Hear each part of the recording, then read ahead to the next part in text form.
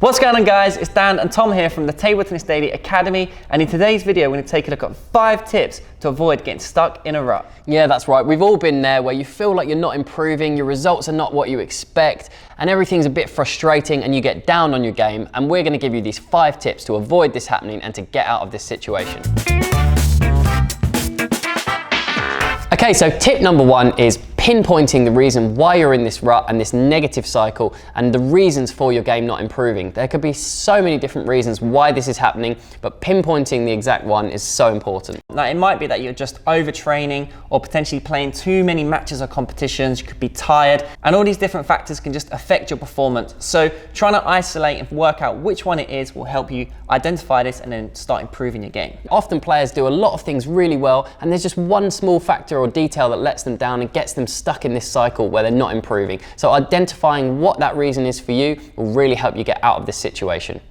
Okay, so tip number 2 is understanding your strengths, but also weaknesses. Now, by knowing this, you can work out how you win points in matches, but also how you lose points.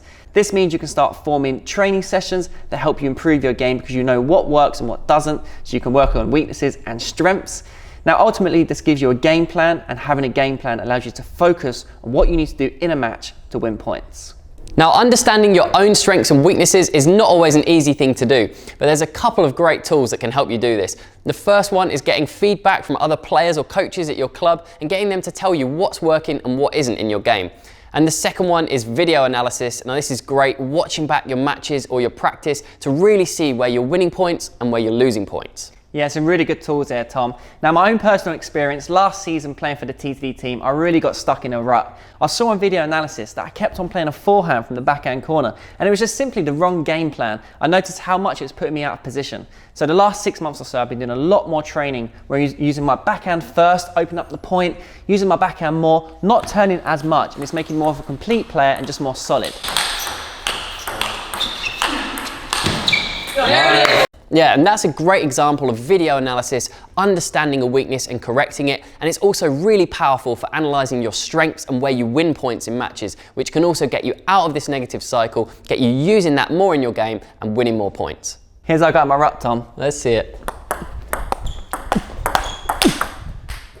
Now, tip number 3 is stick to the basics. Quite often players try to win the point and force it with a lot of power early on, but it's much more important to learn control, spin, variation and depth, and then power. Often players do this in reverse order, and that's really tricky to learn and master. So first off, get the spin, the variation and the depth in your game, stick to those basics, and that'll make you a lot more solid.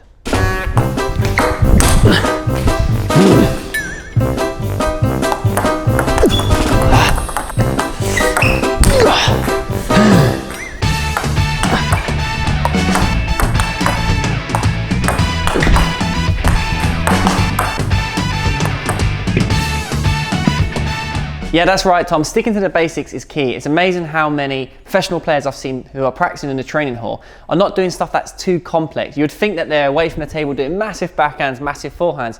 Actually, they're close to the table, working on timing, working on feeling and brushing the ball, and then when they're playing the matches, when there's opportunity to play hard, they will. But in general, their game's built around good touch, good quality, and good control. So should we do a quick exercise? Yep. Right, so I'll do 2 backhands, 2 forehands, and we'll rotate, and then you do it as well, right? Okay. And we'll both just look at being consistent and controlled. 1, 2, 1, 2. Nice. So this exercise is requiring brushing the ball, good spin, working on depth and placement. And if we both play too hard here, we'll start losing the control. Nice. Whew, good spin. You see there, Tom's last shot there had good spin, good quality, and I blocked out. But quite often what we see is players doing exercises where they're hitting the ball very hard, very early in the point, and the rally breaks down.